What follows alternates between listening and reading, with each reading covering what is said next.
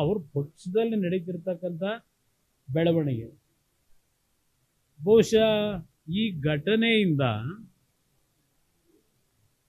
ಒಂದು ಸಮಾಜ ಇವತ್ತಲ್ಲಿ ನಡೀತಾ ಇರ್ತಕ್ಕಂಥ ಒಂದು ಸಮಾಜದ ಮೇಲೆ ನಡೀತಾ ಇರ್ತಕ್ಕಂಥ ಒಂದು ಗುಮಾನಿ ಅನುಮಾನಗಳು ಆ ಸಮಾಜದಲ್ಲಿರ್ತಕ್ಕಂಥ ಕೆಲವು ನಾಯಕರ ಮೇಲೆ, ಈ ಗುಮಾನಿಯ ರಾಜಕಾರಣದಲ್ಲಿ ಇವತ್ತು ಕಾಂಗ್ರೆಸ್ಸಲ್ಲಿ ನಡೀತಿರ್ತಕ್ಕಂಥ ವಾತಾವರಣ ಏನಿದೆ, ಬಹುಶಃ ಮುಂದಿನ ದಿನಗಳಲ್ಲಿ ಆ ವರ್ಗದ ಜನ ನಮ್ಮ ಜೊತೆನಲ್ಲೂ ಮೊದಲಿಂದಲೂ ನಮಗೆ ಹಲವಾರು ಕ್ಷೇತ್ರಗಳಲ್ಲಿ ಗೆಲ್ತಕ್ಕಂಥ ಸಹಕಾರ ಏನು ಬರ್ತಾ ಇತ್ತು, ಇವತ್ತು ಅವರಿಗೆ ಮನವರಿಕೆ ಆಗ್ತಕ್ಕಂಥದ್ದು ಈ ಬೆಳವಣಿಗೆಯಿಂದ ಆಗಬಹುದು ಅಂತಕ್ಕಂಥ ರಾಜಕೀಯದ ಒಂದು ಅನಾಲಿಸಿಸ್.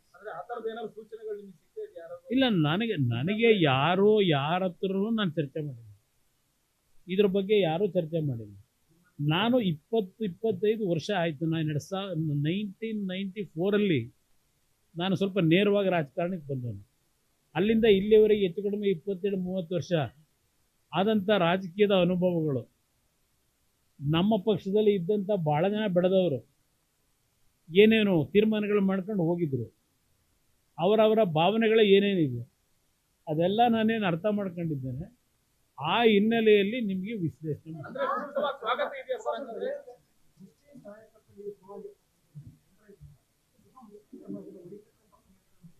ಕಾಂಗ್ರೆಸ್ನಲ್ಲಿ ಅದು ಅವ್ರ ಪಕ್ಷಕ್ಕೆ ಸೇರಿರ್ತಕ್ಕಂಥದ್ದು. ನಾನು ನಾಯಕರುಗಳ ಹೊಡೆದಾಟದ ಬಗ್ಗೆ ಹೋಗಲ್ಲ, ಚರ್ಚೆ ಮಾಡಲ್ಲ.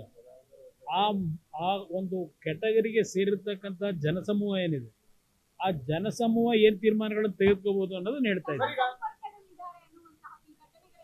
ನಾನು ಯಾವುದೇ ಕಾಂಗ್ರೆಸ್ ನಾಯಕರ ಸಂಪರ್ಕದಲ್ಲಿ ಇಲ್ಲ. ನಮ್ಮ ಜೊತೆಯಲ್ಲಿದ್ದು ಬಿಟ್ಟೋದಂಥ ಅಲ್ಪಸಂಖ್ಯಾತರಿರ್ಬೋದು, ಮೇಲ್ವರ್ಗದವ್ರು ಇರ್ಬೋದು, ಯಾವುದೇ ಸಮಾಜದವರು ಕಾಂಗ್ರೆಸ್ನಲ್ಲಿ ಇರ್ತಕ್ಕಂಥವ್ರು ನನ್ನ ರಾಜಕೀಯದ ಕಾಂಟ್ಯಾಕ್ಟ್ನಲ್ಲಿ ಇಲ್ಲ.